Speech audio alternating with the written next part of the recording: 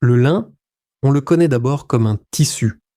Cette plante aux fleurs bleu pâle donne une fibre qu'on file depuis des millénaires. Les bandelettes des momies égyptiennes sont en lin, et il n'a pas bougé en 3000 ans.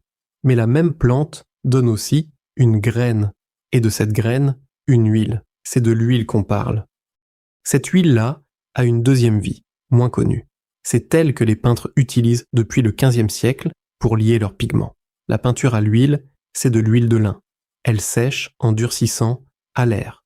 Retenez ce détail. Une huile qui durcit à l'air, c'est une huile qui réagit à l'oxygène. On y revient. Dans l'assiette, l'huile de lin est une des sources végétales les plus concentrées en oméga 3.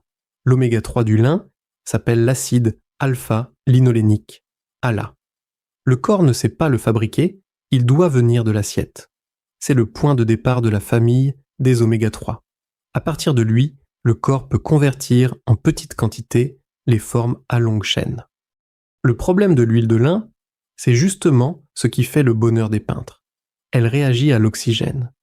Elle s'oxyde vite à la lumière et à l'air. C'est pour ça qu'on la garde au frais, en petites bouteilles opaques, et qu'on ne la chauffe jamais. Une bouteille entamée depuis trop longtemps a un goût amer, elle a tourné. La capsule règle ça. Chaque dose est protégée jusqu'au moment où vous la prenez.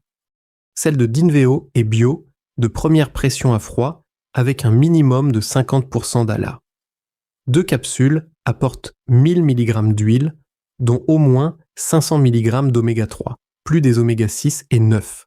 Et la capsule elle-même est végétale. Tapioca et glycérine, pas de gélatine.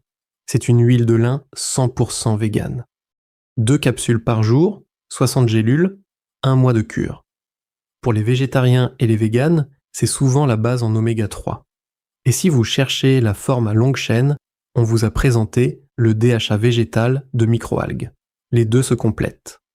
Une plante qui habille depuis des millénaires, et qui par sa graine nourrit aussi.